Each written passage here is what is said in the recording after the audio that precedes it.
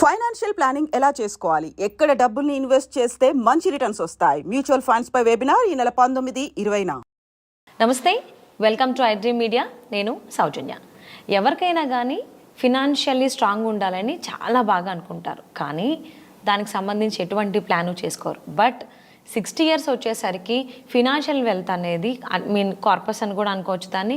So అది కనుక up to 5 crores వరకు ఉండాలి అని అంటే ఎలా ప్లాన్ చేసుకోవాలి, ఎప్పుడు ప్లాన్ చేసుకోవాలి, ఇన్ కేస్ ఇప్పటికి కూడా ప్లాన్ చేసుకోకపోతే కలిగేటువంటి నష్టాలు ఏంటి, ఈ అంశానికి సంబంధించి ఎన్నో విషయాలని మనకు తెలియజేయడానికి ఈరోజు మనతో పాటు ఉన్నారు సర్టిఫైడ్ ఫినాన్షియల్ ఎక్స్పర్ట్ మాధవిరెడ్డి గారు ఉన్నారు. వారితో మాట్లాడదాం. నమస్తే అండి. నమస్తే అండి.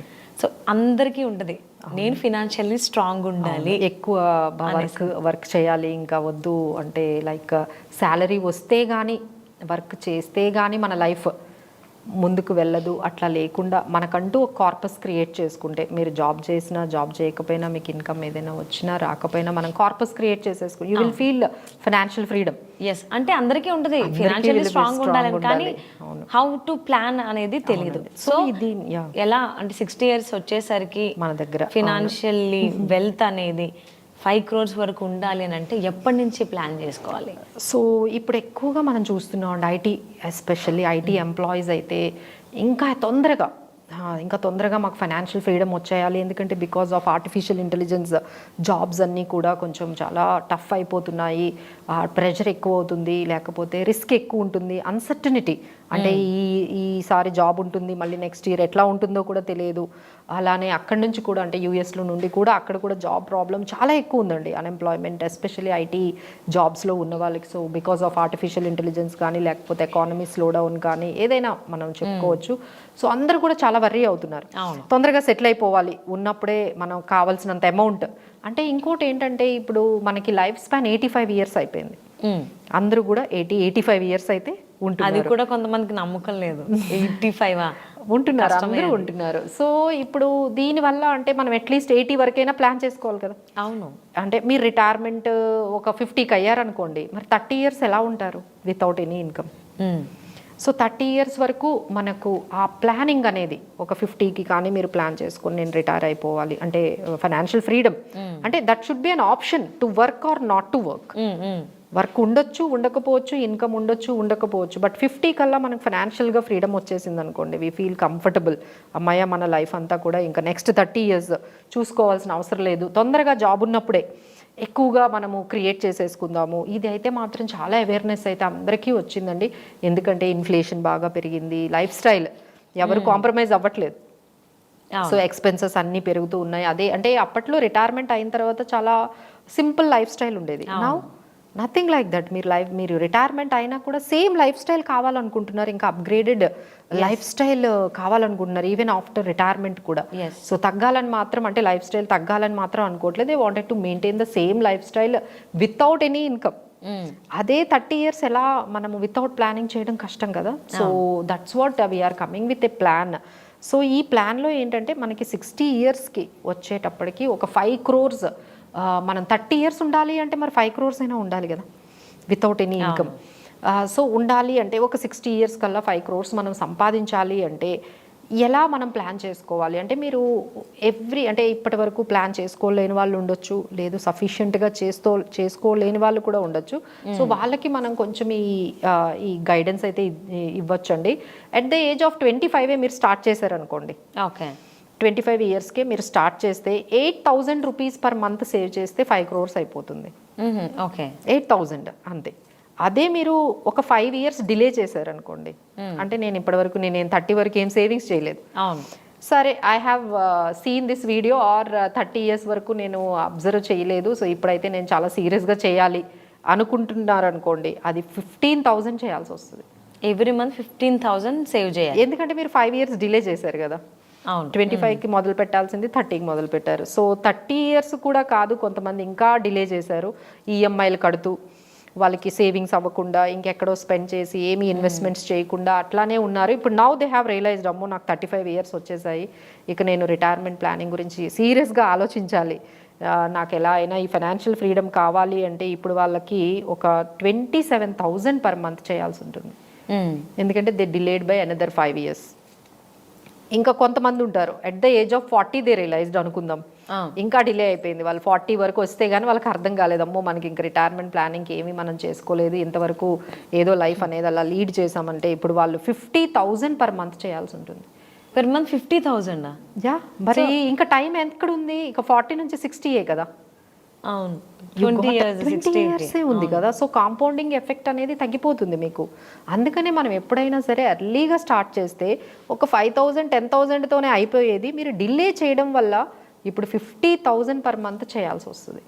సో వాళ్ళు 50,000 సేవింగ్ చేయాలంటే నెలకి వాళ్ళ సంపాదన ఎంత ఉండాలి? మరి అందుకనే ముందే స్టార్ట్ చేయాలి. If you wanted to have that kind of financial freedom, మనకి ఆ ఏజ్ కల్లా మనకి అంత కార్పస్ కావాలి అనుకుంటే యూ కెన్ స్టార్ట్ ఎర్లీ అండి. లేదు కొంతమంది ఉంటారు 45 వస్తే 1 lakh చేయాల్సి వస్తుంది పర్ మంత్. ఓకే. సో ఇక 50 కూడా వచ్చేసారు, ఇంకా మీకు రిటైర్మెంట్ ప్లానింగ్ అవ్వలేదనుకోండి, ఇక మీరు 2 lakhs అయినా చేయాల్సి వస్తుంది. సో ఏంటంటే ఇక్కడ ఎవ్రీ 5 yearsకి మీరు డిలే చేస్తున్న ప్రతి ఒక్కరికి కూడా ఎంత బర్డెన్ అవుతుందో దీని ద్వారా మేము ఎక్స్ప్లెయిన్ చేసామండి. So the early you start about the savings and investments, ఇవన్నీ మనం తొందరగా మనం స్టార్ట్ చేసామనుకోండి, ఈవెన్ స్మాల్ అమౌంట్ అయినా ఒక 10,000 రూపీస్ అయినా సరే you can create a very good wealth. Because 25 నుంచి 60 అంటే మీకు ఎంత టైం ఉంది చూడండి. And there is a lot of compounding అనేది మనకి, దట్ ఈజ్ 8th వండర్ అంటారు కదా, అది మనకి బాగా వర్కౌట్ అవుతుందండి. ఈ మ్యూచువల్ ఫండ్స్లో పెట్టేవాళ్ళు, లేకపోతే ఇంకెక్కడైనా ఇన్వెస్ట్మెంట్స్ చేసేవాళ్ళు, వీళ్ళందరికీ ఏంటంటే 5 years 10 yearsకి పెద్ద డిఫరెన్స్ కనపడదు. అరే మనం పెట్టినట్టే ఉంది, పెద్ద డిఫరెన్స్ ఏం కనిపించదు. But you can see all the wonders after 10 years 15 years. Okay, అప్పుడు మీకు వెల్త్ బాగా మీకు కనిపిస్తుందండి. So up to 5 years 7 years వరకు మీకు ఏం కనిపించదు, ఇంత వెల్త్ క్రియేట్ అయినట్టుగా కనిపించదు. సో వాళ్ళందరూ ఏంటంటే ఎగ్జిట్ అయిపోతూ ఉంటారు, అబ్బా ఏంటి ఎంత పెడుతున్నా ఇదేం పెద్దగా పెరగట్లేదని. But the wonder starts working of compounding after 15 years నుంచి మనకి చాలా ఫాస్ట్గా వెల్త్ అనేది డబల్ అనేది క్రియేట్ అవుతూ ఉంటుందండి. So we request you all మంచిగా మీరు ఎర్లీగా మనము సేవింగ్స్ అనేవి ఇన్వెస్ట్మెంట్స్ అనేవి తక్కువ అమౌంట్ అయినా స్టార్ట్ చేసేసుకుంటే, so even it is small amount, you can create very good wealth at the age of 60. Okay. So and even ఇప్పుడు నవ్ డేస్ ఏంటంటే ఉమెన్ కూడా they wants to be financially strong. So in case వాళ్ళు కనుక either working or else like వాళ్ళు house wife అని చెప్పలేము, home maker అని చెప్పాలి. సో వాళ్ళు ఇన్ కేస్ ఫినాన్షియల్లీ కొద్ది గొప్ప స్ట్రాంగ్ ఉండాలి అని అంటే వాళ్ళకి మీరు ఏం సజెషన్ ఇస్తారు? మేము చాలా మందిని మేము చూసామండి, ఎస్పెషల్లీ ఉమెన్. వాళ్ళు ఏం చేస్తారంటే ఫస్ట్ సేవింగ్స్ అంటే వాళ్ళకి గుర్తొచ్చేది గోల్డ్ స్కీమ్. ఓకే, వాళ్ళకి తెలిసింది ఒకటే, ఏంటి అంటే ఒక కళ్యాణ్ జ్యువెలర్స్కి వెళ్ళడమో లేకపోతే జిఆర్టీ జ్యువెలర్స్కి వెళ్ళి ఏదో జ్యువెలర్స్కి వెళ్ళి గోల్డ్ స్కీమ్ అయితే వెయ్యాలి. సో దాన్ని అది ఇంకేం సేవింగ్స్ అండి, మళ్ళీ 1 year అవుతుంది, 1.5 year అవుతుంది, మళ్ళీ అది ఒక ఆర్నమెంట్ తయారవుతుంది, మీ మెడలో ఒక ఐటమ్ అనేది వస్తుంది అంతే. But where is the goal? కానీ అది అదొక అసెట్ అంటారు కొంతమంది. బట్ మనం గోల్డ్ అమ్ముతామా? కొంటారు కానీ అమ్మడానికి మాత్రం ఆడవాళ్ళు కొంతమంది ఒప్పుకోరు. అండ్ ఇంకొకటి ఏంటంటే ఇది ఒకటి ఉంది, అమ్మడానికి మనం ఇష్టపడము గోల్డ్ని. సెకండ్ థింగ్ ఏంటంటే రిటర్న్స్ ఎంత వస్తున్నాయి మనకి మనం పెట్టిన దానికి. గోల్డ్ ఎప్పుడైనా సరే 7% మాత్రమే పెరుగుతుంది ఎవ్రీ ఇయర్. సో 7% దేనికి సరిపోతుంది? అదే మీరు ఈ గోల్డ్ స్కీమ్లో చాలా మందికి మేము సజెస్ట్ చేసేది ఏంటంటే గోల్డ్ స్కీమ్లో పెట్టొద్దని చెప్పట్లేదండి. మా దగ్గర కొంతమంది క్లయింట్స్ వస్తారు, యూ డోంట్ బిలీవ్ 40,000 స్కీమ్స్ ఉంటాయి వాళ్ళకి. అంటే ఒక షాప్లో ఒక 10,000, ఇంకొక గోల్డ్ షాప్లో ఒక 20,000, ఇట్లా 4-5 స్కీమ్లు వేసేస్తూ ఉంటారు. ఒక్క స్కీమ్ వేసుకోండి, మిగతా అమౌంట్ అంతా కూడా ఇట్లా మేము చెప్తున్నట్టుగా ఎస్ఐపీస్ ఇట్లా మీరు ఇన్వెస్ట్మెంట్స్ చేసుకుంటే definitely you can create good wealth అండి. ఎందుకంటే గోల్డ్ స్కీమ్లో మీకు అంతగా వెల్త్ అనేది మీకు క్రియేట్ అవ్వదు. This is the first mistake as a women does. And second thing ఏంటంటే ఈ చిట్స్ వాళ్ళకి చాలా ఇష్టం, ఎందుకంటే కిట్టి బాగా పాపులర్. ఈవెన్ మా కమ్యూనిటీలో కూడా మేము లేడీస్ అందరికి అదే చెప్తాం, వాళ్ళందరూ 4-5 కిట్టీలు ఉంటాయండి వాళ్ళకి. ఒక దగ్గర 5,000, ఒక దగ్గర 10,000 చిట్స్. సో ఈ చిట్స్లో ఎక్కువగా లేడీస్ ఎక్కువగా women use to feel comfortable, ఈ చిట్స్లో వేద్దాము 10,000 20,000 చిట్స్లో పెట్టుకుంటూ ఉంటారు. So that is also not good అండి, ఎందుకంటే అది పెద్ద రిస్క్ కూడా. ఈ చిట్ అమౌంట్ ఒకసారి వాళ్ళు మిస్ మేనేజ్మెంట్ చేశారంటే మీ అమౌంట్ అంతా పోతుంది అండ్ రిటర్న్స్ ఉండవు. ఆ తర్వాత ఈ చిట్ అమౌంట్ వస్తుంది ఒక 2 lakhs 3 lakhs, దాన్ని ఏం చేస్తారు మీరు? దేనికో దానికి ఆ టైంకి అవసరానికి ఖర్చు పెడతారు, అంతేగాని అది రిటైర్మెంట్ ప్లానింగ్ కోసం ఉంచుతారా మీరు? లేదు.